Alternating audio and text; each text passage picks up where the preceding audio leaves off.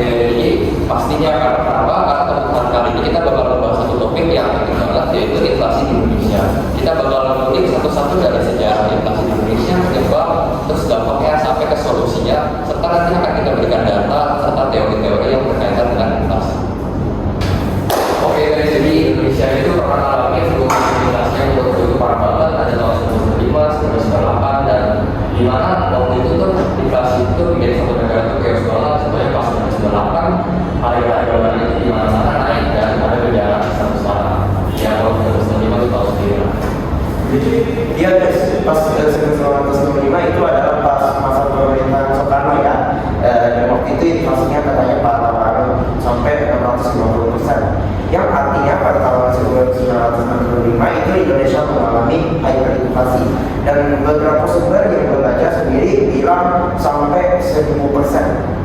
Terus yang kedua, tahun 1998 kita kena krisis moneter Asia, nilai tukar rupiah jatuh dari sekitar 2.000 jadi lebih dari 12.000. Kalau dolar AS inflasinya waktu itu sampai 77,6%. Harga barang yang drastis, banyak perusahaan bangkrut dan rakyat kesulitan.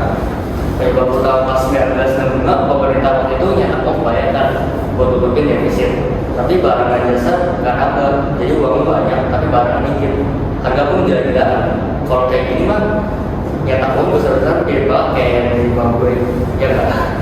Ya ini gak animasi, dan sebenarnya juga kebingungan sih. Ini mereka cetak uang ini kebanyakan tuh jadi inflasi, cetak uang kejutan juga jadi inflasi.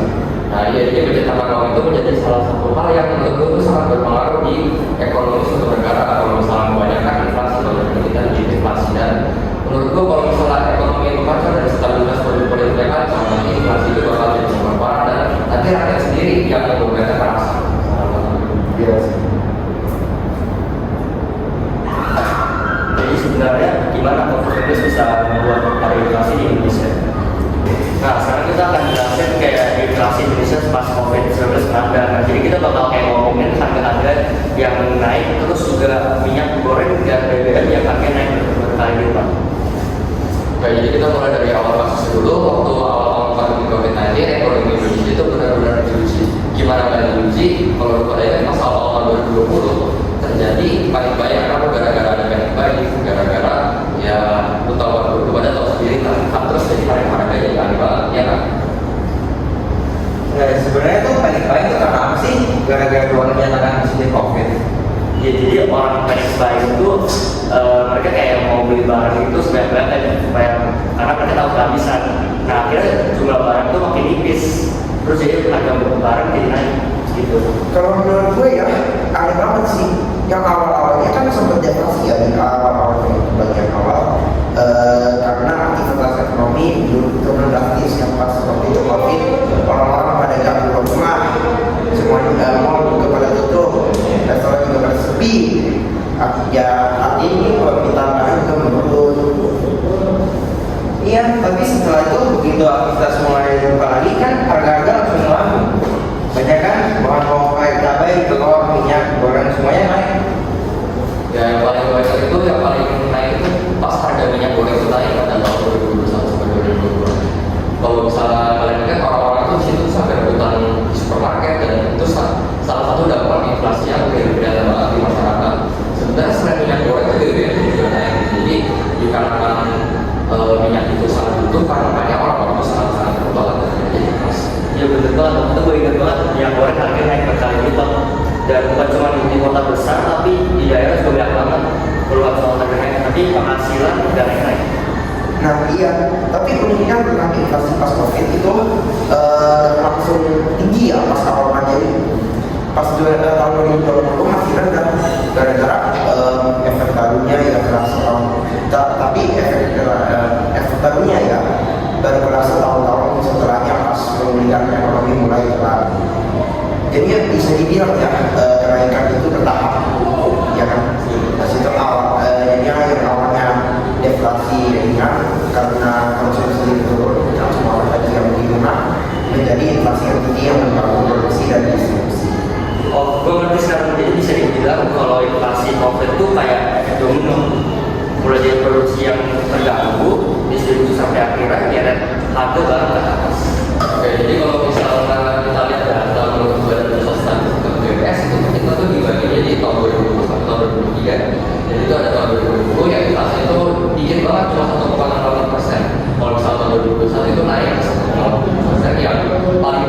naik dari tahun 2021 sampai tahun 2022 ke 5,5%. Karena apa? Karena harga energi itu naik dan pangan itu naik. Dan pada tahun 2023 mulai turun lagi ke kisaran 2,5%. Ya, artinya bisa dibilang juga dong efek pandemi ya, efek dari inflasi dari COVID itu baru terasa pas 2022. Gara-gara kan waktu itu pas 2022 harga global itu menaikkan rantai pasok rusak. Tambah lagi mas perang Rusia Ukraina, di mana harga minyak dunia itu naik, ongkos logistik juga tidak hilang. Tapi kalau menariknya negara Indonesia masih bilang stabil dibanding negara lain kayak Turki, Argentina yang inflasi itu sampai puluhan persen. Nah, kalau kalian itu setuju, kenapa? Karena ini tuh menurutku salah satu hal yang bisa diapresiasi juga karena kebijakan moneter Indonesia itu maksudnya tuh walaupun menghadapi inflasi kan tapi nggak kayak negara-negara lainnya yang cukup bisa dikendalikan walaupun ya merasa didominasi masyarakat gitu. Oke, jadi menurut kalian apa penyebab inflasi COVID-19? Menurut kalian gimana? Salah satu penyebab inflasi adalah gangguan rantai pokok sih, dikarenakan pembatasan mobilitas dan banyak pabrik yang tutup.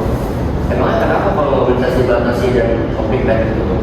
Nah, kalau mobilitas dibatasi, jadinya interaksi sosial antar manusia itu kurang.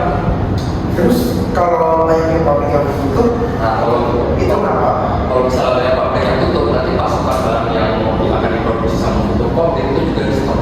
Kalau misalnya aktivitas atau pasokan barang yang diproduksi di stop, nanti kayak pabrik itu nggak bisa menjual produk-produk mereka dan akhirnya mereka tidak bisa menghasilkan uang. Gimana caranya mereka menghasilkan uang kalau misalnya penjualan di stop, dan gimana mereka bisa menjual kalau misalnya pasokan barang yang diproduksi itu juga di stop. Nah, jadi menurut gua itu tuh akan sangat menyulitkan dan kapital masyarakat tidak bisa kita bagi dan akhirnya terjadi kelangkaan barang di mana-mana dan harga-harga